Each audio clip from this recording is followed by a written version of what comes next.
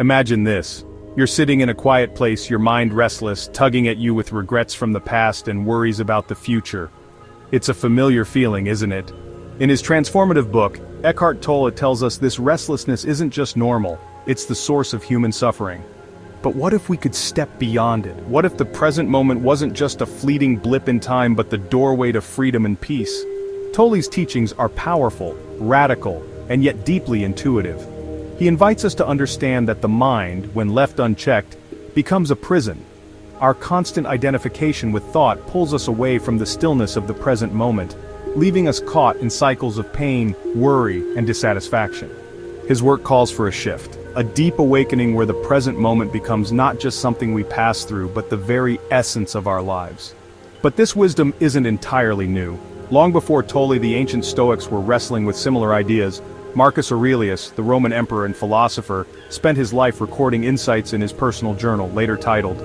He repeatedly reminded himself to live fully in the present, to let go of fears and desires that pull the mind into chaos. Seneca, another Stoic, urged his readers to focus only on what is within their control, recognizing that peace comes when we align our minds with reality as it is, not as we wish it to be. These ancient thinkers may not have used Tolle's language of presence and pain body, but their wisdom resonates profoundly with his teachings. Together they form a bridge across centuries, offering us tools to navigate life with clarity and grace. Tolle opens his book with the idea that you are not your mind. He recounts a deeply personal story of awakening. One night, consumed by despair, he thought, "I cannot live with myself any longer." Then a startling realization struck him. If there's an I and a self that I cannot live with, there must be two of me.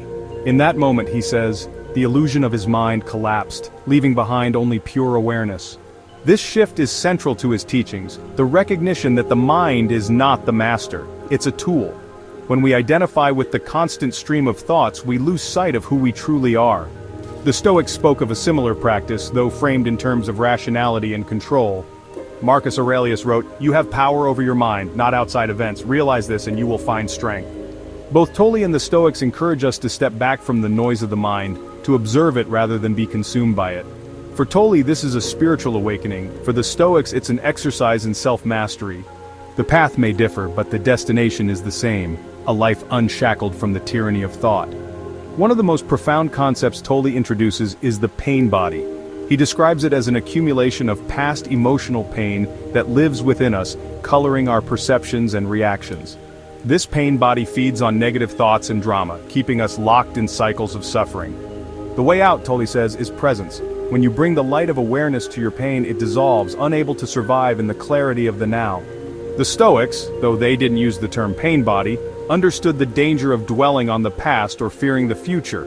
Epictetus, a former slave-turned-philosopher, famously taught, "It's not what happens to you, but how you react to it that matters." This echoes Tolle's guidance. Suffering isn't caused by external events, but by how the mind clings to them. When we face pain, whether emotional or physical, with presence and acceptance, it loses its power over us. A beautiful example from The Power of Now illustrates this. Tolle shares the story of a man consumed by anxiety over his financial future. The man's thoughts raced. What if I lose my job? What if I can't pay my bills? Tolle asked him a simple yet profound question. Do you have a problem right now, at this very moment? The man paused, scanned his reality, and realized there was no immediate crisis. His suffering was entirely rooted in imagined futures. This is the power of presence. It pulls us out of the mind's projections and grounds us in the truth of what is. This lesson parallels a Stoic practice called premeditatio malorum, or premeditation on evils. The Stoics would visualize worst-case scenarios, not to dwell in fear but to strip them of their power. By facing imagined futures with calm detachment, they freed themselves from anxiety, grounding themselves in the present moment. Both Tolle and the Stoics teach us to ask, is my suffering real or am I lost in a mental narrative? Another cornerstone of Tolle's teachings is surrender. He writes, whatever the present moment contains, accept it as if you had chosen it. This doesn't mean passive resignation, it's an active embrace of life's flow. When we resist reality, we create suffering. But when we surrender to what is, we find peace. This idea finds a close parallel in the Stoic concept of amor fati, or love of fate. Marcus Aurelius encouraged himself to welcome every event, good or bad, as a part of nature's order. A blazing fire makes flame and brightness out of everything that is thrown into it, he wrote. Both Tolle and the Stoics show us that peace comes not from changing the world but from changing how we meet it. Tolle's teachings extend beyond philosophy into everyday life. He advises simple practices such as becoming more aware of your breath or the sensations in your body. These exercises anchor us in the now, pulling attention away from the mind's chatter. He also speaks about relationships, urging us to see others as mirrors reflecting our inner state. When conflict arises, he says, it's often because we're bringing our pain body into the interaction. The Stoics, similarly, viewed relationships as opportunities for self-improvement.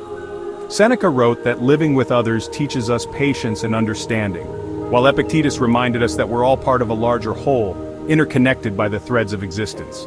As Tolle guides readers toward presence, he also touches on a deeper spiritual dimension. He suggests that true liberation comes not just from observing the now, but from connecting with the vast formless awareness that lies beyond thought. This transcendent space, he says, is where we find our true essence. The Stoics too hinted at this connection to something greater. They believed in living in harmony with nature's order, seeing themselves as part of a divine, rational cosmos. While their language was different, the essence remains. A life aligned with the present moment connects us to something infinite. As we reflect on Tolle's and its resonance with Stoicism, it becomes clear that these teachings aren't just philosophies, they're tools for living. Tolle's language of presence and surrender complements the Stoic emphasis on reason and resilience. Together they guide us to a life where the mind is no longer a source of suffering but a servant of peace. They remind us that the only moment we truly have is now, and in that moment, we are free. Thank you for watching. If you're feeling kind and enjoyed this video, please like and subscribe to help our channel grow.